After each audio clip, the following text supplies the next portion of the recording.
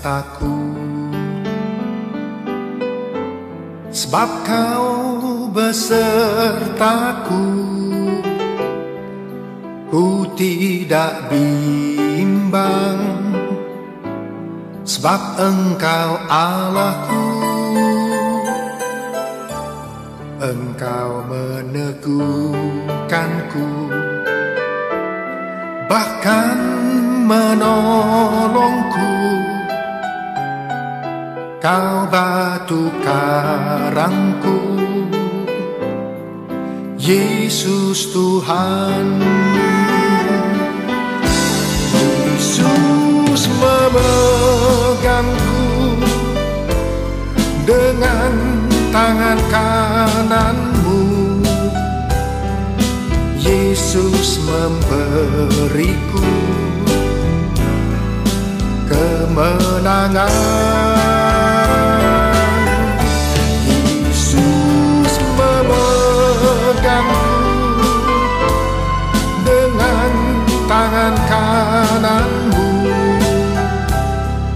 Yesus memberiku kemenangan.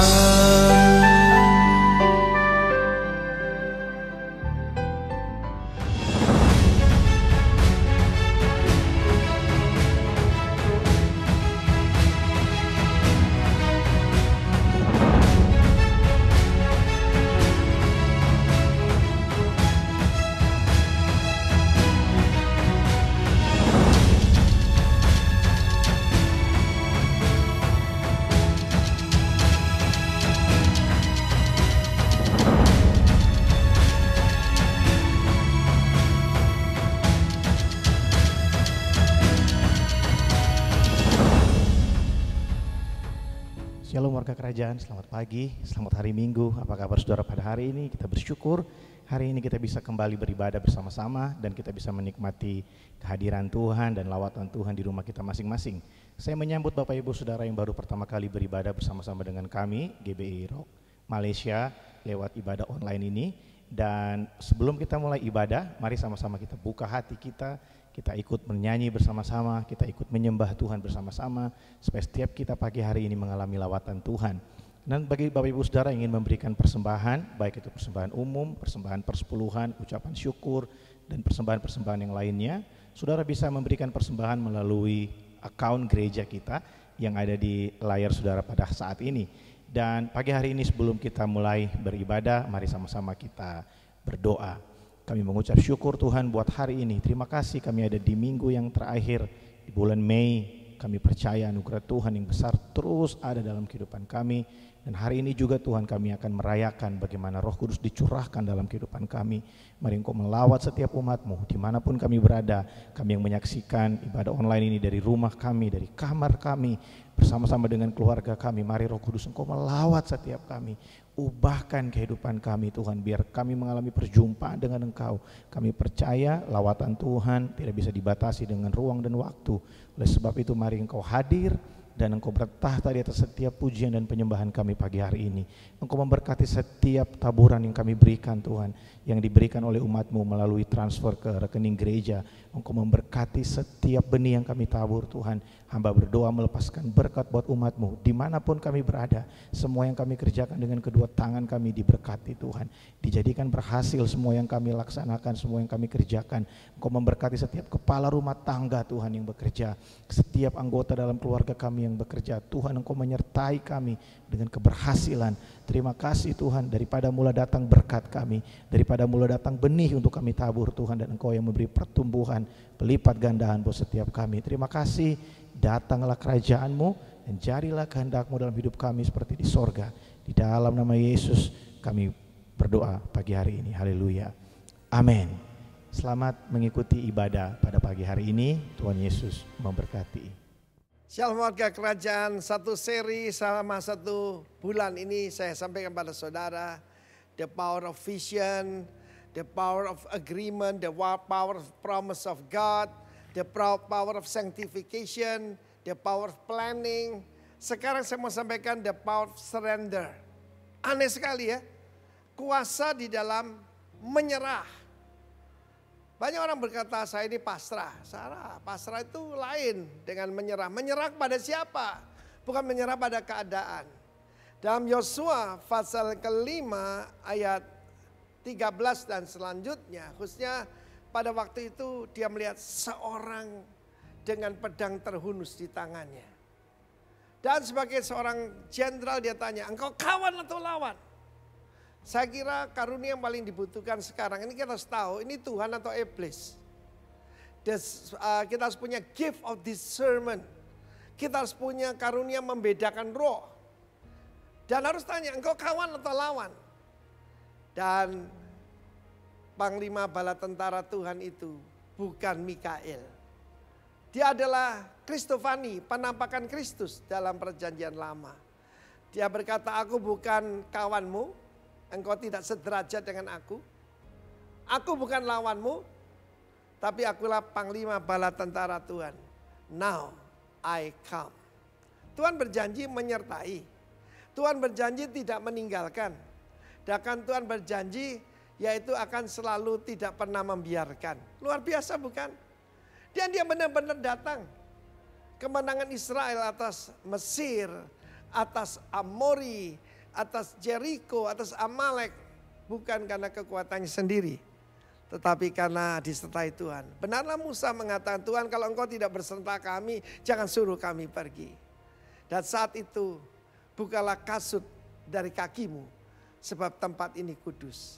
Sebagaimana Tuhan menambahkan diri pada Musa dalam belukar yang menyala. Tetapi tidak terbakar hangus. Maka sekarang Tuhan menampakkan diri kepada Joshua. Biarlah di dalam kita di rumah kita punya pengalaman baru dengan encounter dengan Tuhan. Joshua bukan cuma membuka kasutnya, dia sujud menyembah. Saya berani katakan dengan jelas ini bukan Mikael. Sekarang Mikael itu adalah yaitu malaikat yang untuk melindungi bangsa Israel, the guardian angel of Israel. Sebab Mikael, Gabriel tidak boleh disembah. Dan tidak akan menerima penyembahan. Yang menerima penyembahan cuma iblis. Atau Tuhan sendiri. Iblis minta disembah saudara. Dia berkata pada Yesus, sembah aku 1 kali. Semua kerajaan ini kuberikan padamu. Dan seketika Yosua sujud menyembah. Lalu dia sekarang meletakkan semua strategi di tangan Tuhan. Tuhan berkata, kelilingi Jericho 7 hari. 6 hari 1 kali 1 hari. Hari yang ke-7, 7 kali. Jadi 13 kali. Kabar baik buat saudara, 13 bukan angka setan, bukan angka sial. 13 itu angka Bapa. Sebab Yakub dengan 12 putra. Yesus di kapal dengan 12 murid. 13 itu angka bagus saudara. Terutama saya ketemu istri saya tanggal 13 saudara. Apa yang dikatakan Tuanku pada hambanya ini? Dia nyebut dirinya hamba. Ebed. Dia adalah syarat atau asisten kepada Moses, tapi kepada Tuhan dia adalah hamba. Saudara yang kasih Tuhan, dan Tuhan berkata, suruh para imam yang memimpin. Yosua sebuah pengalaman, ketika menyeberangi sungai Yordan, imam-imam ada di depan, 2000 hasta baru umat Tuhan. Firman Tuhan dan keputusan Tuhan harus yang terutama dalam hidup kita. Tuhan memberikan ide-ide di dalam bisnis. Bagaimana keluar daripada masalah. Saudaraku, saya juga ada terkena dampak daripada masalah ekonomi dan sebagainya. Tapi saya tenang saja, kenapa? Itu semua miliknya Tuhan. Keuangan yang Tuhan percayakan miliknya Tuhan. Jemaat yang Tuhan percayakan miliknya Tuhan. Dan strategi Tuhan tidak pernah gagal. Your Jericho will fall down. God bless you warga kerajaan. The power of surrender. Amen.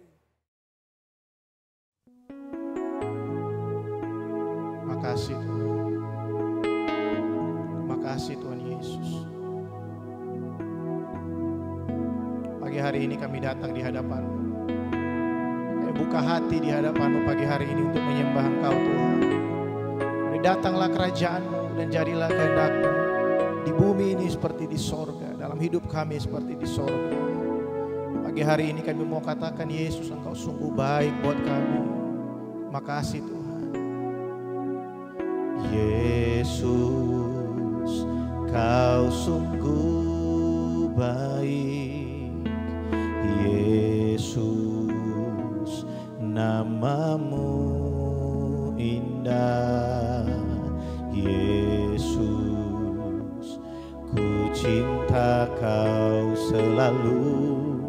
Ku tinggikan, ku agungkan selamanya. Yesus, Kau sungguh baik. Yesus, nama-Mu indah. Yesus, ku cinta Kau selalu. Ku tinggikan, ku agungkan selamanya. Ku mau memuji-Mu, ku selalu puji-Mu. Ku mau menyembah-Mu, ku selalu sembah-Mu. Kau yang layak terima semua pujian. Kemuliaan hanya bagi Tuhan. Kemuliaan bagi-Mu. Mari sama-sama katakan pujian ini. Yesus, Engkau sungguh baik. Yesus, Kau sungguh baik.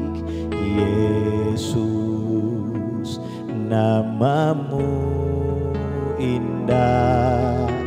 Yesus, ku cinta Kau selalu. Ku tinggikan, ku agungkan selamanya. Yesus, Kau sungguh baik. Yesus, nama-Mu indah. Yesus, ku cinta Kau selalu. Ku tinggikan, ku agungkan selamanya. Ku mau memuji-Mu, ku selalu puji-Mu. Ku mau menyembah-Mu, ku selalu sembah-Mu. Kau yang layak terima semua pujian. Kemuliaan hanya bagi Tuhan. Ku mau memuji-Mu, ku selalu puji-Mu. Ku mau menyembah-Mu, ku selalu sembah-Mu. Kau yang layak terima semua pujian. Kemuliaan hanya bagi Tuhan. Semua kemuliaan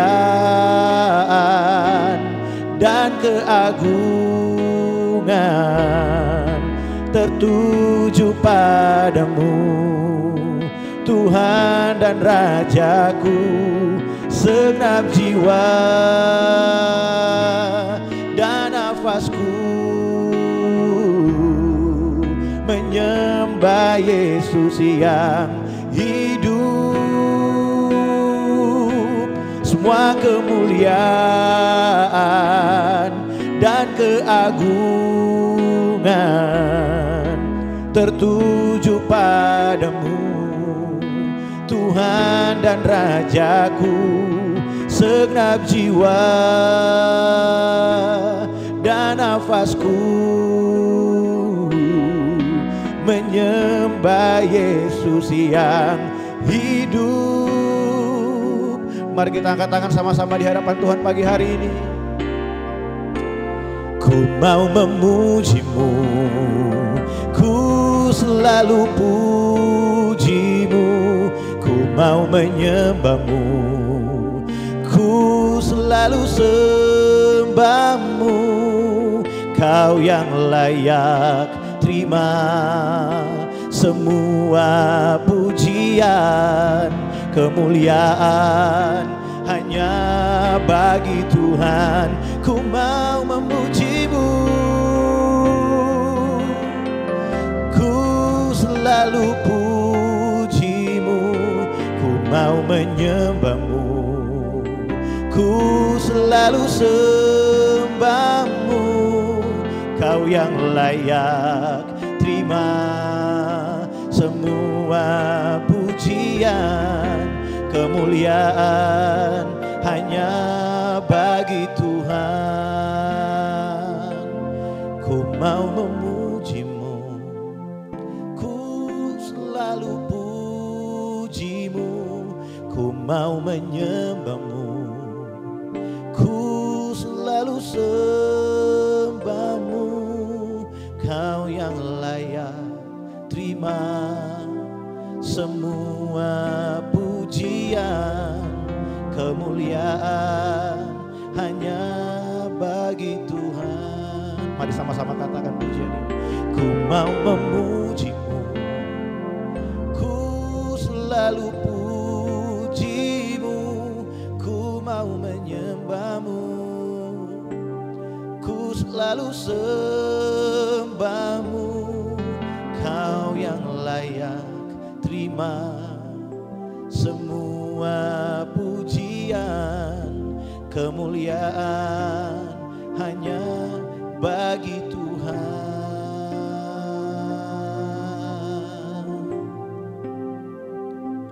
Kami memuji-Mu, kami menyembah-Mu, sebab Kau yang layak Tuhan terima pujian kami. Kau yang layak terima pujian umat-Mu, Kau yang layak disembah. Bagi-Mu kemuliaan, bagi-Mu pujian.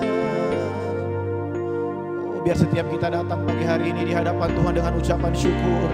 Biar kita datang bawa persembahan yang terbaik di hadapan Tuhan pagi hari ini. Mari saudara angkat tanganmu, mari sembah Dia, katakan terima kasih Tuhan. Mari bersyukur buat kebaikan-Nya. Yesus yang layak, Engkau Raja dalam hidup kami, Engkau Tuhan dalam hidup kami. Oh, kami menyembah, kami memuji-Mu, kami meninggikan-Mu. Terima kasih Tuhan. Kami kagum dan hormat akan Engkau, sebab Engkau Allah yang layak dipuji. Ku kagum hormat akan Engkau, ku kagum hormat akan Engkau. Kau Allah yang layak dipuji. Ku kagum akan Engkau. Mari angkat tanganmu. Ku kagum hormat akan Engkau Yesus. Ku kagum hormat akan Engkau. Kau Allah yang layak dipuji. Ku kagum akan Engkau. Kami kagumi Engkau Tuhan. Ku kagum hormat akan Engkau, ku kagum hormat akan Engkau. Kau Allah yang layak dipuji, ku kagum akan Engkau. Oh, ku kagum hormat akan Engkau, ku kagum hormat akan Engkau. Kau Allah yang layak dipuji, ku kagum akan Engkau. Kau Allah yang layak dipuji, ku kagum akan Engkau. Kau Allah yang layak dipuji, ku kagum akan Engkau.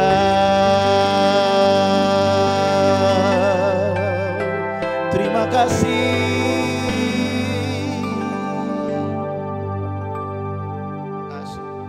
Terima kasih Tuhan buat pagi hari ini, kami bersyukur buat kebaikan-Mu. Terima kasih Tuhan, kami mengagumi karya-Mu dalam kehidupan kami. Kami kagum akan cinta-Mu dalam kehidupan kami. Pagi hari ini kami datang di hadapan-Mu, buka hati kami bagi Engkau. Mari Roh Kudus berbicara buat setiap kami, urapi setiap kami Tuhan. Setiap kami bisa mendapat pengertian yang baru tentang Engkau pagi hari ini. Biar Roh Kudus tercurah memberkati setiap kami pagi hari ini. Waktu kami mendengarkan firman-Mu pagi hari ini, kami tidak mau terdistract dengan sosial media, dengan WhatsApp kami, dengan Facebook, dengan Instagram, dengan Twitter kami. Tapi kami membuka hati kami, mau fokus menyembah Engkau dalam firman-Mu pagi hari ini. Terima kasih Tuhan, datang kerajaan-Mu, jadi kehendak-Mu buat setiap kami pagi hari ini. Dalam nama Yesus, semua yang siap mendengarkan firman Tuhan sama-sama kita berkata, amin. Haleluya. Selamat pagi Bapak Ibu Saudara, shalom buat setiap kita. Saya berdoa setiap kita ada dalam pemeliharaan Tuhan dan dalam berkat Tuhan. Saudara, pagi hari ini saya akan sharing buat setiap kita tentang satu tema yang luar biasa, yaitu The Comforter, atau seorang penolong atau penghibur dalam kehidupan kita. Nah saudara, dalam keadaan yang sukar hari-hari ini, ada banyak orang yang berdoa supaya penderitaan tidak terjadi, supaya kesulitan, kesusahan tidak terjadi dalam kehidupan kita. Dan saudara, ada satu pengajaran yang dulu saya sempat mempercayai hal ini, dan mungkin beberapa kita pagi hari ini juga setuju dengan apa yang akan saya katakan ini. Tapi pagi hari ini saya akan memberikan pada saudara satu pengertian yang baru. Dan saya berdoa supaya apa yang saya beritakan buat saudara pagi hari ini bisa mengubahkan paradigma kita di hadapan Tuhan. Saudara, dulu kita sering diajarkan bahwa ketika kita rajin berdoa, rajin beribadah, rajin melakukan segala kegiatan-kegiatan agama, maka kita akan terlepas, kita akan hidup bebas dari penderitaan, bebas dari hal-hal yang sulit dalam kehidupan kita.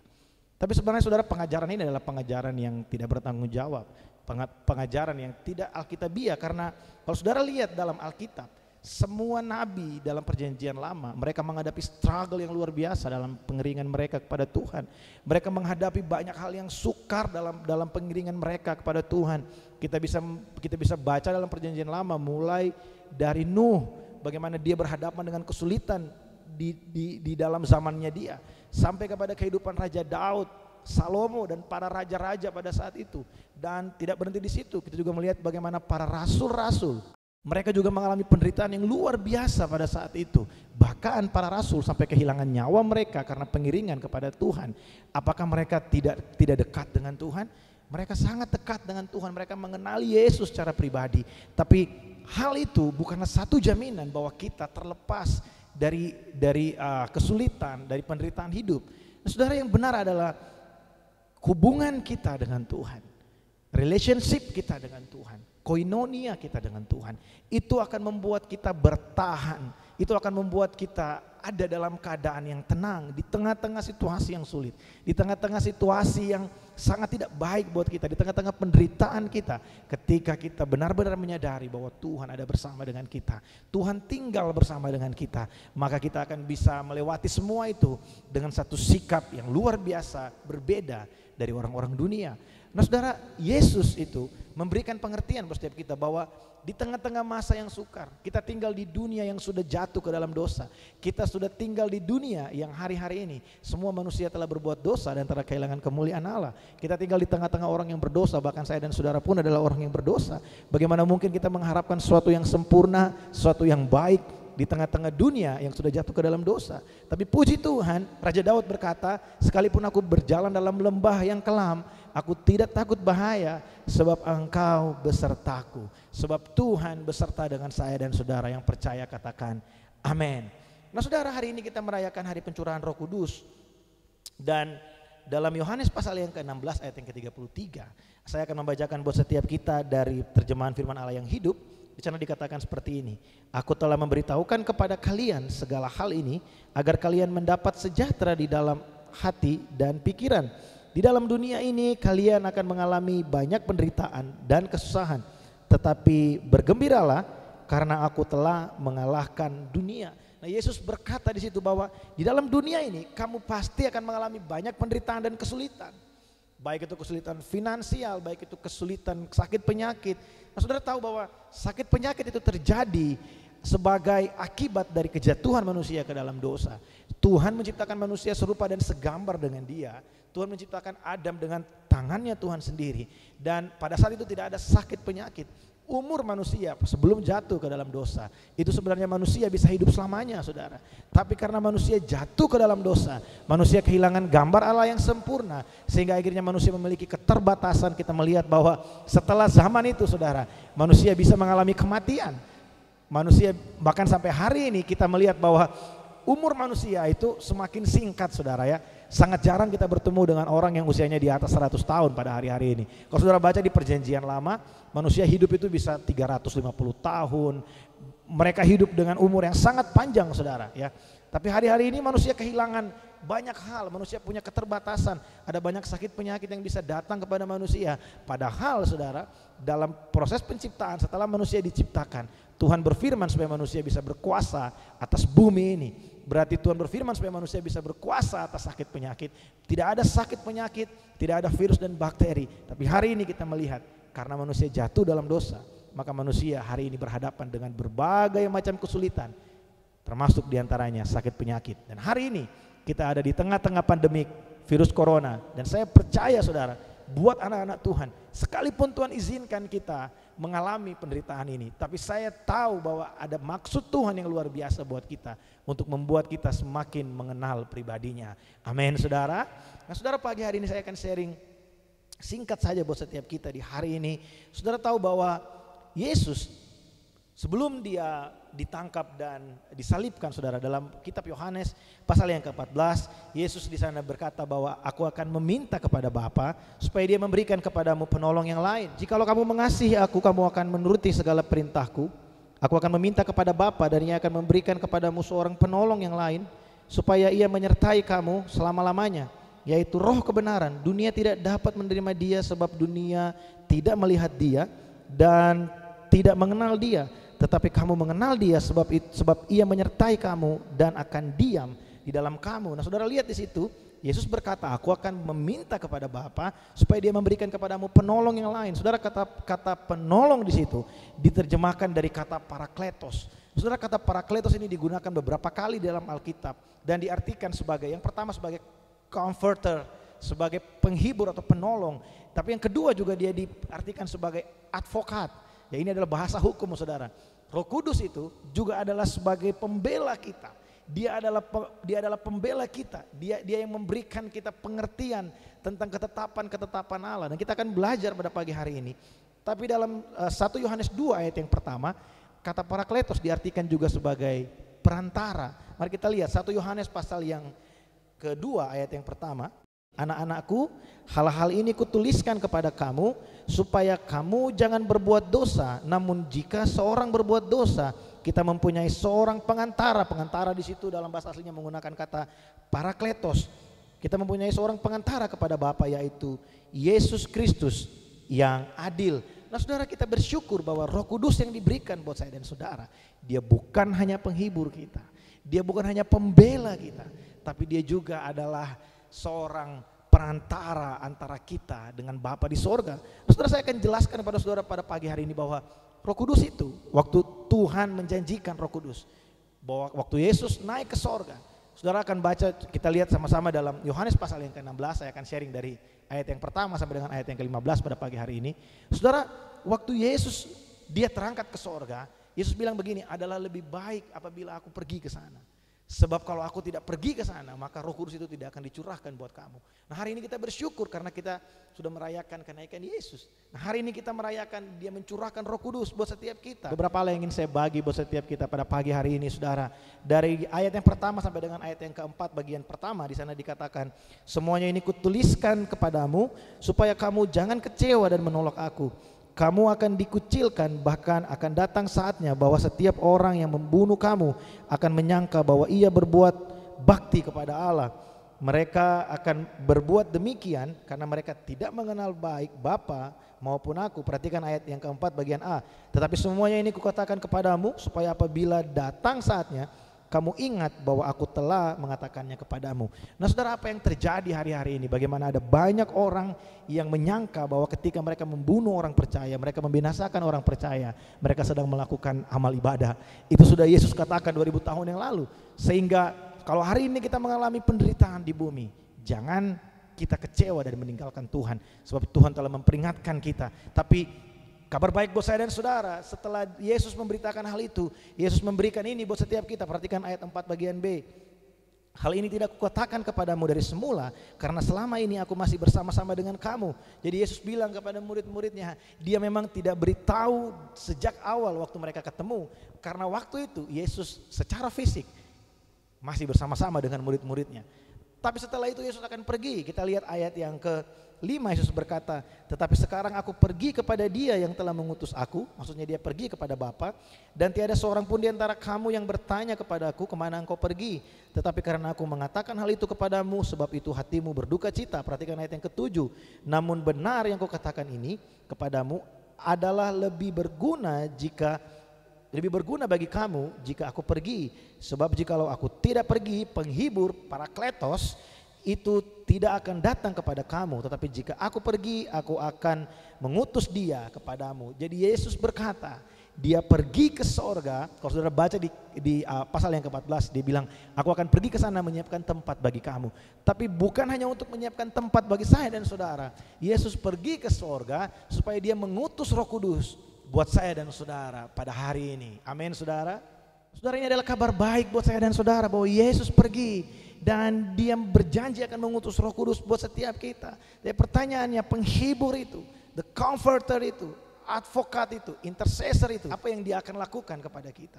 Apa yang akan dia kerjakan di bumi ini dalam kehidupan kita? Apa yang akan dia kerjakan dalam kehidupan saya dan saudara? Nah saudara, mari kita lihat ayat, mulai dari ayat yang ke-8. Saya akan baca buat saudara dari terjemahan sederhana Indonesia, karena dalam terjemahan ini sangat-sangat baik dijelaskan bagaimana peranan Roh Kudus yang dijanjikan Yesus buat setiap kita. Saya akan baca mulai dari ayat yang ke-8 buat setiap kita. Pada waktu Roh Penolong itu datang, dia akan menyadarkan orang-orang yang ada di dunia ini bahwa pendapat mereka tentang ketiga hal ini salah. Tentang dosa, tentang cara orang-orang bisa menjadi benar dalam pandangan Allah, dan tentang pengadilan terakhir. Nah saudara, jadi Roh Kudus akan datang. Dalam terjemahan baru di sana dikatakan dia akan menginsafkan dunia akan dosa dan kebenaran dan penghakiman. Tapi di sini dijelaskan bahwa Roh Kudus itu akan memberikan kepada kita satu pengertian bahwa apa yang kita mengerti selama ini tentang dosa, apa yang kita mengerti selama ini tentang menjadi benar, dan apa yang kita mengerti tentang penghakiman selama ini itu salah. Nah saudara, Yesus sebenarnya sedang berbicara pada saat itu tentang cara hidup lama orang-orang Yahudi yang bahwa mereka hidup di bawah hukum Taurat. Nah hari-hari ini saudara, ada banyak orang Kristen yang sudah menerima Yesus tapi masih hidup di dalam banyak tuntutan-tuntutan hukum Taurat sehingga tidak bisa menikmati koinonia dengan Tuhan.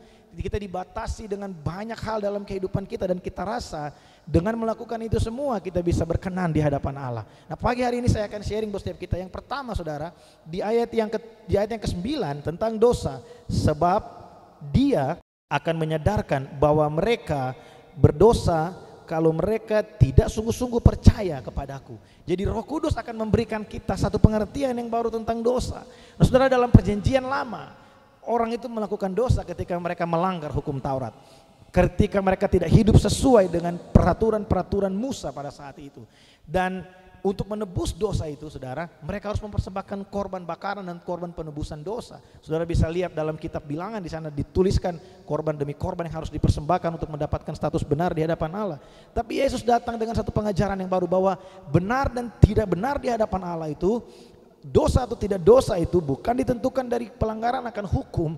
Hukum bukan lagi tertulis, tapi hukum itu ada di dalam hati manusia. Ketika kita tidak sungguh-sungguh menerima Dia dan sungguh-sungguh percaya kepadanya, maka kita berdosa di hadapan Allah. Saudara, kalau saudara lihat dalam 10 hukum Taurat yang diberikan Tuhan kepada bangsa Israel, sebenarnya hukum yang kedua sampai hukum yang ke-10 itu sangat dependen sama hukum yang pertama. Ketika bangsa Israel ada orang yang berhasil melakukan hukum yang pertama, maka mustahil dia akan melanggar hukum yang kedua sampai hukum yang ke-10. Apa hukum yang pertama? Hukum yang pertama bilang begini, jangan ada padamu Allah lain di hadapanku. Sebenarnya Bapa ingin kasih tahu bahwa ketika manusia menjadikan Tuhan sebagai satu-satunya Tuhan dan Raja dalam kehidupannya, ketika manusia menjadikan Dia satu-satunya Tuhan dan Raja dalam kehidupannya, maka manusia mustahil untuk bisa khawatir, mustahil untuk tidak bisa menikmati Sabat, hari perhentian bersama-sama dengan Tuhan. Manusia tidak mungkin bisa menyimpang dari jalan-jalan Tuhan kalau benar-benar menjadikan Dia sebagai Raja dalam kehidupannya. Nah, hari ini Yesus berkata bahwa Roh Kudus akan mengilhamkan kepada kita ketika kita akan melakukan sesuatu yang salah. Roh Kudus akan berbicara dalam hati kita, hei, kamu jangan melakukan itu. Jadi hukum itu bukan lagi tertulis, tapi hukum itu ada di dalam hati kita. Dosa itu adalah ketika kita tidak benar-benar, tidak sungguh-sungguh menyerahkan kehidupan kita kepada Tuhan. Nah, Saudara, pagi hari ini setiap kita menerima satu pengertian yang baru. Jangan lagi hidup untuk kita mengejar melakukan apa yang benar sesuai dengan ketetapan-ketetapan hukum. Tapi mari kita melakukan karena kita mengenal, karena kita mengasihi Tuhan, karena kita mencintai pribadinya. Yang percaya katakan amin. Nah, Saudara, yang berikutnya ayat yang ke-10 di sana dikatakan, kedua, tentang caranya orang-orang bisa menjadi benar dalam pandangan Allah. Karena aku pergi kepada Bapa dan kalian tidak melihat aku, Roh Penolong itu akan menyadarkan bahwa aku sudah membuka jalan sehingga orang-orang bisa menjadi benar dalam pandangan Allah. Saudara, Yesus mau kasih tahu buat setiap kita bahwa kita bisa dibenarkan di hadapan Allah. Bukan lagi karena mempersembahkan korban, bukan lagi karena kita menyembelih domba atau binatang-binatang lainnya seperti yang dilakukan dalam tradisi perjanjian lama. Tapi ini yang Yesus mau katakan, kita benar di hadapan Allah karena Dia menjadi pengantara buat saya dan saudara. Dia menjadi pengantara kita. Dalam bahasa yang lain di sana dikatakan bahwa Roh Kudus itu akan memberitahukan kepada kita bahwa Yesus adalah intercessor kita. Dia adalah pengantara, pembela kita di hadapan Allah. Seperti yang dikatakan dalam Ibrani pasal yang keempat, ayat 14 sampai dengan ayat yang ke-16, firman Tuhan berkata bahwa Yesus Kristus menjadi imam besar agung buat saya dan saudara. Sehingga setiap kita boleh datang ke hadirat Allah dengan penuh keberanian menghadap tahta kasih karunia. Sehingga kita bisa menerima pengampunan dan anugerahnya di sana. Nah, saudara, Roh Kudus akan memberikan kita pengertian bahwa kita benar bukan karena kemampuan kita sendiri. Kita benar bukan karena kita melakukan banyak hal-hal yang agamawi. Saudara, ada banyak orang yang hari-hari ini merasa kita lebih sakti, kita lebih hebat, Tuhan lebih sayang sama kita ketika kita banyak melakukan hal-hal yang rohani. Saya mau kasih tahu saudara pagi hari ini, apa yang kita lakukan saudara, itu adalah bentuk terima kasih kita kepada Tuhan. Tapi bagaimana kita hidup baik di hadapan Tuhan, bagaimana perbuatan baik kita, itu tidak akan membawa status kita menjadi benar. Sebab perbuatan baik kita, perbuatan baik manusia itu seperti kain kotor di depan mata Tuhan. Kalau kita dibenarkan datang ke hadirat Allah, kalau kita dalam posisi yang benar di hadapan Allah, itu semua hanya karena anugerahnya melalui Yesus Kristus yang sudah tergantung di kayu salib buat dosa saya dan saudara yang percaya katakan amin. Nah, saudara, mari kita sadari ini bersama-sama. Jangan lagi kita menganggap bahwa apa yang kita lakukan untuk membuat kita menjadi benar. Tapi kita sudah dibenarkan oleh Allah sehingga kita melakukan segala sesuatu yang kita lakukan. Kita melayani, kita mengasihi keluarga, kita melakukan yang terbaik di tempat kita bekerja. Semua kita lakukan karena kita mau nama Tuhan dipermuliakan. Yang percaya katakan amin. Nah saudara, yang ketiga saudara, firman Tuhan berkata ayat yang ke-11 dan yang ketiga tentang pengadilan terakhir. Dia akan menyadarkan orang-orang di dunia ini bahwa pengadilan terakhir pasti akan terjadi karena iblis, penguasa dunia ini, sudah kena hukuman. Nah saudara, Yesus menjelaskan bahwa Roh Kudus akan memberikan pengertian buat kita bahwa setiap orang yang tidak menerima Dia sebagai Tuhan dan Juru Selamat, setiap orang yang hidupnya dalam kesia-siaan dan hidupnya mengikuti apa yang dunia lakukan, mereka yang tidak sungguh-sungguh percaya kepada Yesus, mereka akan pasti menerima hukuman. Karena firman Tuhan berkata, barang siapa yang menerimanya akan menerima hidup yang kekal. Tapi setiap orang yang menolak Dia, yang memberontak terhadap Dia, pasti akan berhadapan dengan hukuman yang kekal. Nah saudara, Roh Kudus itu akan memberikan kita pengertian. Saudara, dalam pengiringan kita kepada Tuhan, seringkali dalam keterbatasan kita sebagai manusia, ada banyak kali dari kita kembali lagi ke dalam kehidupan yang lama. Ada dosa-dosa yang sering terulang dalam kehidupan kita. Dan dalam perjuangan kita untuk melakukan itu semua, ada tidak sedikit orang yang jatuh. Dan tidak sedikit juga dari orang yang jatuh itu mereka bahkan tinggal di dalam kejatuhan mereka. Tapi kita bersyukur Roh Kudus akan mengilhamkan kita bahwa kita tidak bisa tinggal dalam hidup yang lama. Kita gak mungkin bisa terima Tuhan dan tinggal dalam kehidupan yang lama. Kita harus meninggalkan hidup yang lama. Sebab hidup kita yang lama yang penuh dengan kesia-siaan dan tidak menjadikan Tuhan sebagai Raja dalam hidup kita, itu pasti akan berhadapan dengan penghakiman dan pasti akan menerima hukum yang kekal. Nah saudara, biar perenungan kita akan ketiga hal ini, akan dosa, akan kebenaran dan penghakiman, itu benar-benar menumbuhkan iman dan kepercayaan kita, benar-benar mengubahkan kita hari-hari ini.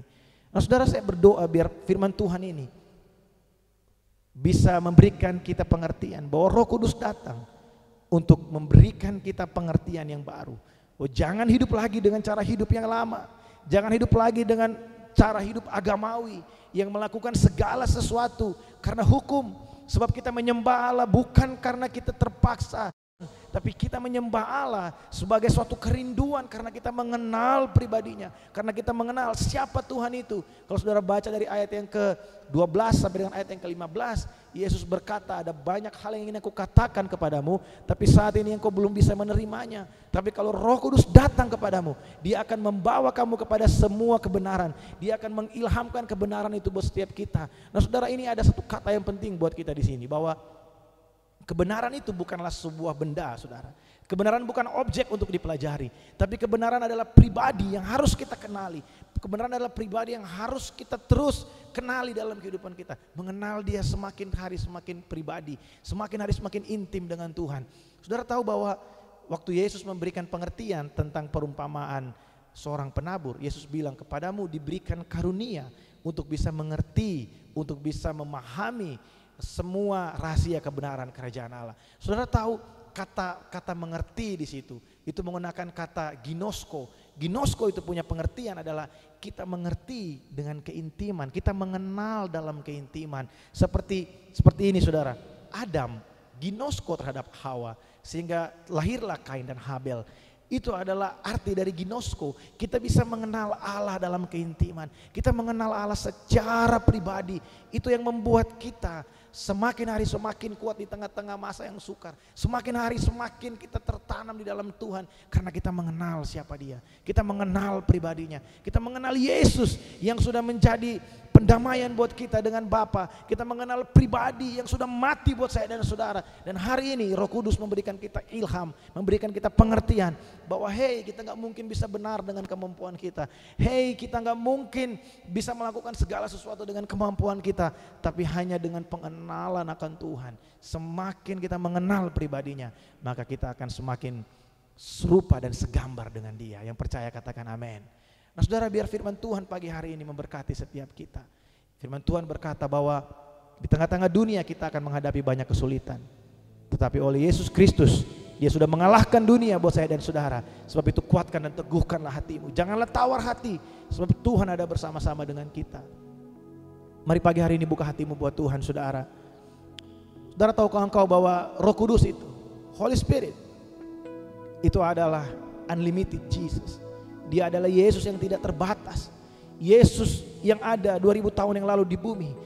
Dia punya fisik, dia punya tubuh, sehingga kemanapun dia pergi, dia hanya bisa ada di satu tempat.